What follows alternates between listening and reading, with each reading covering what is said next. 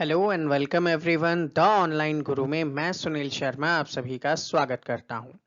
आज का सेशन उन एस्पिरेंट के लिए खास है जो RIMC दिसंबर 22 का एंट्रेंस एग्जाम देने वाले हैं। उनके लिए लेकर आया हूं इम्पॉर्टेंट करंट अफेयर्स, वो भी मल्टीपल चॉइस क्वेश्चंस के फॉर्म में, जैसा आपके एग्जाम में पूछा जाता है। इस सेशन का ये हमारा सेकंड पार्ट है। फर्स्ट पार्ट ऑलरेडी चैनल पे अवेलेबल है, उसे आप देख सकते हैं, आपके लिए हेल्पफुल रहेगा। तो चलिए शुरू करते हैं।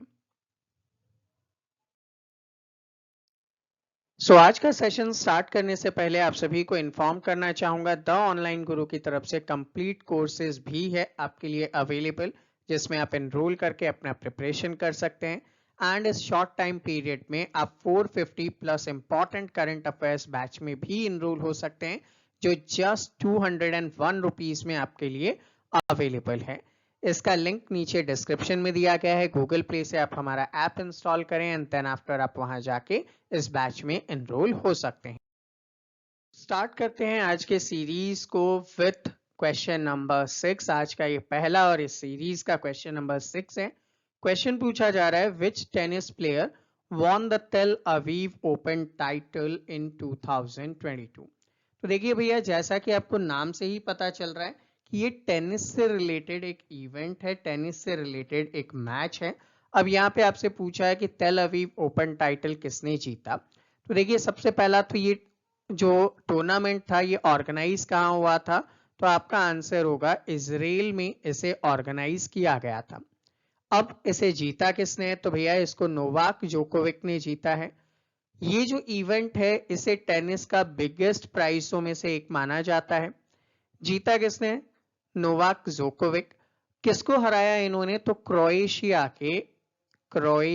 के प्लेयर थे मरीन क्लिक।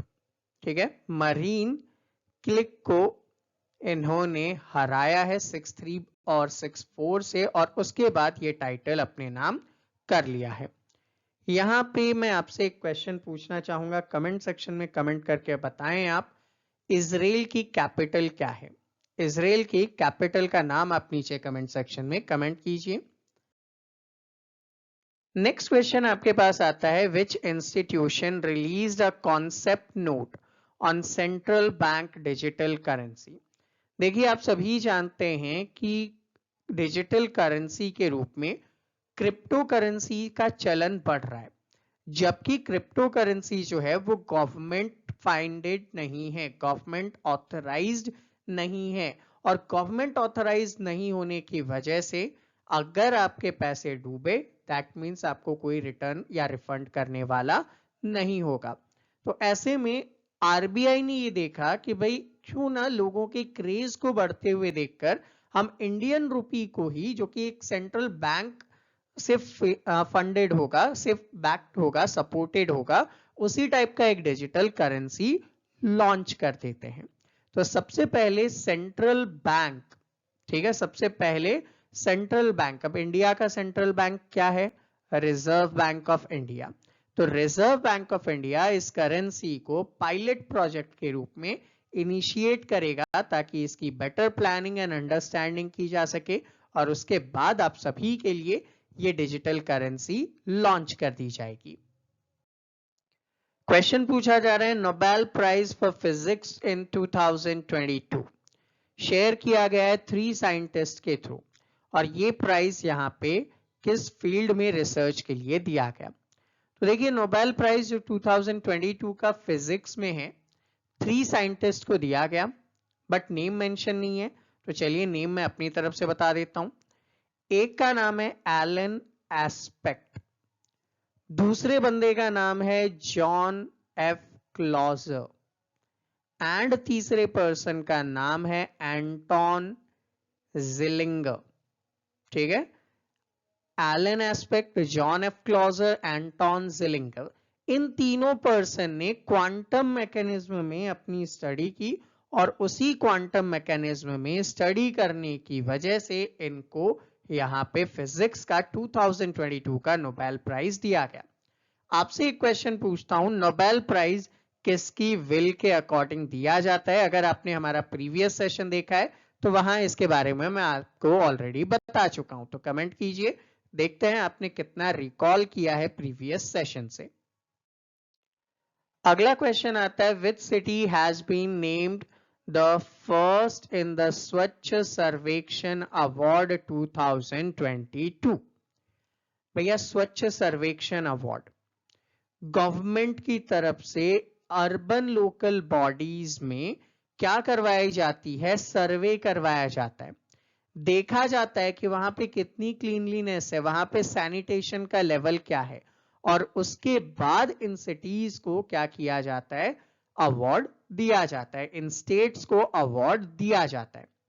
तो भैया इसके अकॉर्डिंग अगर हम लोग चलें तो सबसे ज्यादा क्लीनलीनेस सिटी के रूप में इंदौर को अवार्ड दिया गया। और जान के बहुत अच्छा लगेगा कि ये 6th टाइम लगातार 6 सालों से इंदौर क्लीनेस्ट सिटी के रूप में बना हुआ है।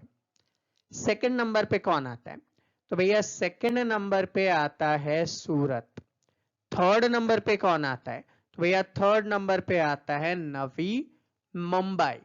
ठीक है, टॉप 3 हो गया। अब जैसा मैंने स्टार्टिंग में ही कहा कि यहाँ पे स्टेट्स को भी अवार्ड दिया जाता है, ना केवल सिटी को, स्टेट्स को भी अवार्ड देते हैं। तो अगर मैं बात करता हूं स्टेट में, तो स्टेट में पहले नंबर पे कौन आते हैं, मध्य प्रदेश। सेकंड नंबर पे कौन आता है, छत्तीसगढ़।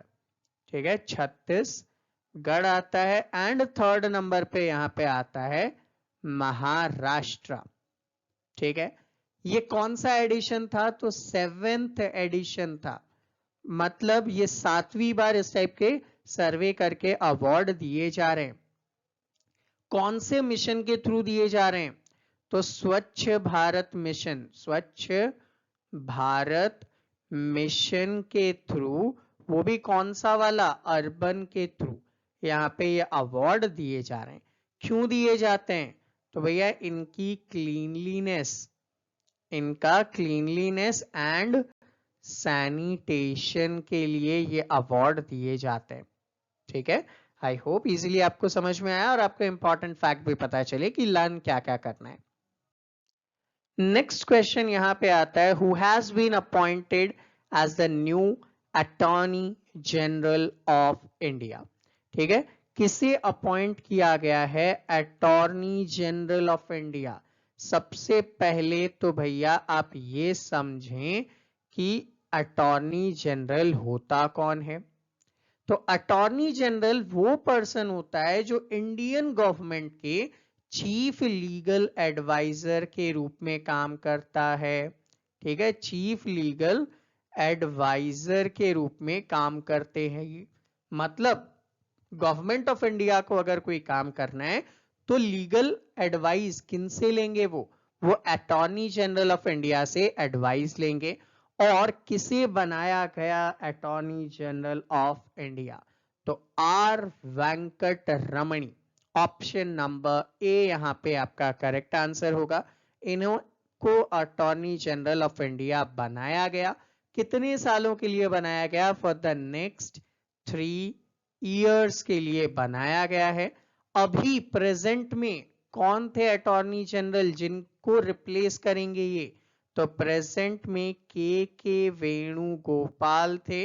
के वेणुगोपाल का जो टर्म है वो एंड हो गया है अब। ठीक है, इनका टर्म एंड हो गया है, तो इनकी जगह अब कौन आ जाएंगे, आर वेंकट रमणी आ चुके हैं।